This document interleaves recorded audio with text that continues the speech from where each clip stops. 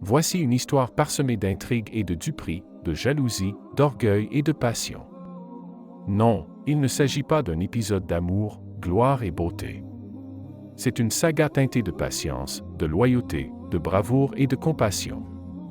C'est l'histoire du prophète Joseph, Youssouf, que la paix soit sur lui. Dieu révéla cette histoire au prophète Mohammed, que la paix soit sur lui, lorsqu'un Israélite lui demanda ce qu'il savait sur Youssouf. Les histoires, dans le Coran, sont généralement réparties sur plusieurs versets et plusieurs sourates. Mais l'histoire de Youssouf est unique, car elle fut révélée en une seule sourate, du début à la fin. Cette sourate nous apprend les joies, les peines et les diverses épreuves de Youssouf et nous fait découvrir le déroulement de sa vie sur plusieurs années, tandis qu'il s'arme de patience et de piété, pour sortir victorieux de cette incroyable saga. L'histoire de Youssouf débute par un rêve et se termine par l'interprétation de ce rêve. Avant de commencer, je vous invite à vous abonner et à cliquer sur le bouton j'aime. Votre abonnement contribue à grandir notre communauté et cela ne vous coûte rien. Merci beaucoup à tous ceux qui se sont déjà abonnés. L'enfance de Joseph, Youssouf. Youssouf était un jeune garçon heureux, très beau et très aimé de son père. Un matin, il se leva tout excité à cause d'un rêve qu'il avait fait et courut voir son père pour le lui raconter. Son père l'écouta attentivement et son visage devint rayonnant de joie, car Youssouf venait de lui raconter un rêve qui parlait de la réalisation d'une prophétie. Youssouf dit à son père, « Ô mon père, j'ai vu, en rêve, 11 étoiles, et aussi le soleil et la lune, je les ai vus prosternés devant moi. » Coran Sourate 12, verset 4, Youssouf avait 11 frères. Son père était le prophète Jacob, Yacoub, et son arrière-grand-père était nul autre que le prophète Abraham, Ibrahim. Jacob interpréta ce rêve comme signifiant que Youssouf serait celui de ses fils qui continuerait de porter la lumière de la maison de Dieu, ce qui voulait dire qu'il fallait garder bien vivant l'appel d'Abraham à n'adorer qu'un seul et unique Dieu. Mais la joie, sur le visage de Jacob, s'estompa aussi vite qu'elle était apparue et il implora son fils de ne rien mentionner de son rêve à ses frères. Il dit, « Ô mon fils, dit-il, ne parle pas de ta vision à tes frères, de crainte qu'ils n'ourdissent un complot contre toi. Satan est certainement, pour l'homme, un ennemi déclaré. Ainsi ton Seigneur te choisira et t'enseignera l'interprétation des événements. Il parachèvera sa grâce sur toi et sur la famille de Jacob, tout comme il a parachevé sur tes ancêtres, Abraham et Isaac. Ton Seigneur est certes omniscient et sage. » Coran Sourate 12, versets 5 à 6. Jacob, le père de Youssouf, savait que ses fils, les frères de Youssouf, n'accepteraient jamais son interprétation de ce rêve ni la nouvelle position de Youssouf parmi eux.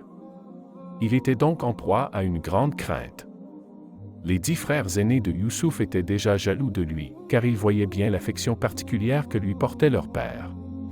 Jacob était un prophète, un homme soumis à Dieu et il traitait les membres de sa famille et de sa communauté avec la plus grande équité, avec respect et amour, mais malgré lui, son cœur était attiré par les belles qualités de Joseph. Ce dernier avait également un frère plus jeune, Benjamin, qui, à cette époque, était trop jeune pour avoir pu participer, avec ses grands frères, au coup monté contre Youssouf. Tandis que les prophètes et les gens vertueux s'empressent de transmettre le message de Dieu aux hommes, le diable est toujours là, en attente, cherchant toute occasion de les appâter et de les détourner de la vérité. Il aime la duperie et la dissimulation et c'est pourquoi il ne perdit pas de temps pour semer le grain de la discorde dans le cœur des frères de Youssouf. La jalousie qu'ils ressentaient envers leurs frères aveugla leur cœur, les empêcha de raisonner normalement, leur fit voir les choses insignifiantes disproportionnées et les choses importantes insignifiantes. Youssouf suivit le conseil de son père et ne parla point de son rêve à ses frères. Malgré cela, ils devinrent si imprégnés de leurs sentiments de jalousie à son endroit que cela tourna à l'obsession. Sans même avoir eu connaissance du rêve qu'il avait fait, ils convinrent d'un plan pour le tuer. Youssouf et Benjamin étaient les fils de la seconde épouse de Jacob. Ces autres garçons se considéraient comme des hommes, car ils étaient plus âgés et plus forts, tandis qu'ils voyaient Youssouf et Benjamin comme trop jeunes et ne faisant pas vraiment partie de leur vie familiale. Ils étaient incapables de comprendre pourquoi leur père les aimait tant. Le diable les amena à penser qu'ils avaient raison de vouloir tuer Joseph, avec l'intention de se repentir par la suite. On trouve leur conversation dans le Coran. Lorsque ses frères dirent, en vérité, Youssouf et son frère sont plus chers à notre père que nous ne le sommes, bien que nous soyons nombreux. Notre père est vraiment dans l'erreur.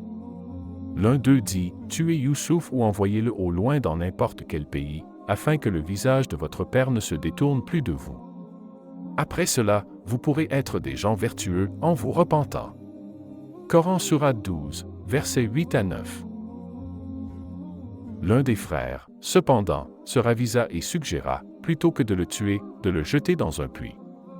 Il serait probablement trouvé par des voyageurs et vendu comme esclave, ce qui leur garantissait de ne plus jamais le revoir. Ils croyaient, dans leur aveuglement, que l'absence de Youssouf finirait par l'effacer de l'esprit de leur père. Ils établirent donc leur plan, fiers d'eux-mêmes, convaincus d'avoir ourdi un complot sans faille. Ils vinrent voir Jacob et lui dirent qu'ils emmenaient Joseph avec eux, dans le désert, pour qu'ils puissent jouer et prendre l'air. La crainte envahit alors le cœur de Jacob. Quand les frères aînés de Joseph demandèrent la permission de leur père pour emmener Joseph avec eux dans le désert, pour jouer, disait-il, la crainte envahit le cœur de Jacob.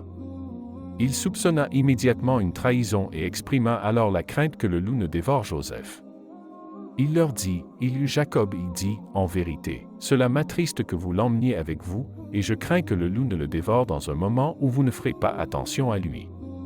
Coran sourate 12, verset 13, mais le diable œuvre de manière très subtile et, avec ces paroles, Jacob fournit inconsciemment à ses fils un motif parfait pour expliquer la future disparition de Youssouf. Jacob finit tout de même par accepter et Joseph partit avec ses frères dans le désert. Ils se rendirent directement au puits et, sans aucun remords, saisirent Youssouf et l'y lancèrent. Youssouf, terrifié, se mit à crier et à pleurer, mais ils étaient trop cruels pour ressentir quelque pitié que ce fût envers leur frère. Ils avaient la conviction qu'un voyageur le trouverait et le vendrait comme esclave.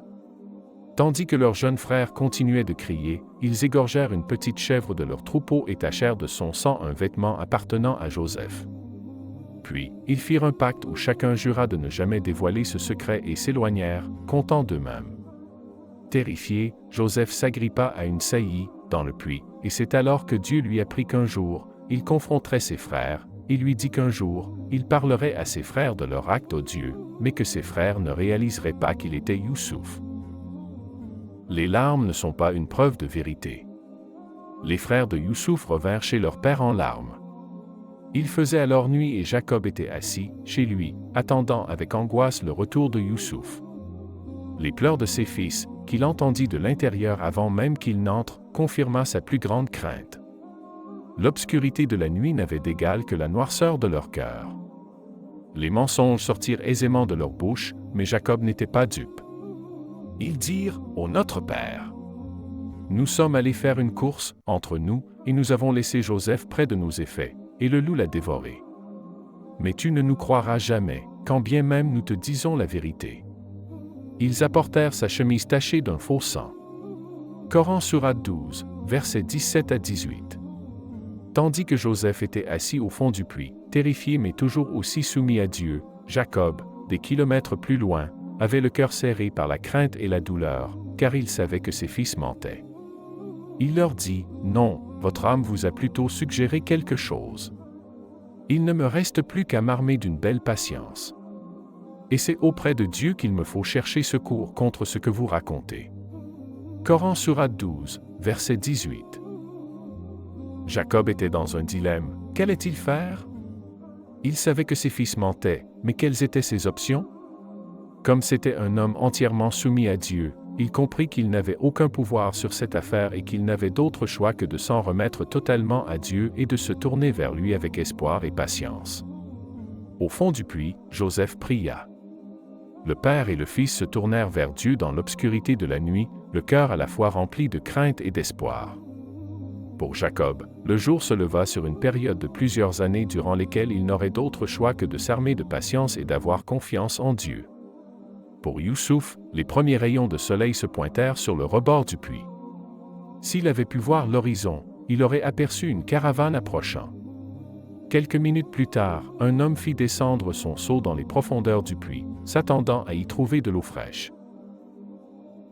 Chers amis, je vous donne rendez-vous pour la deuxième partie. Que la paix soit avec vous.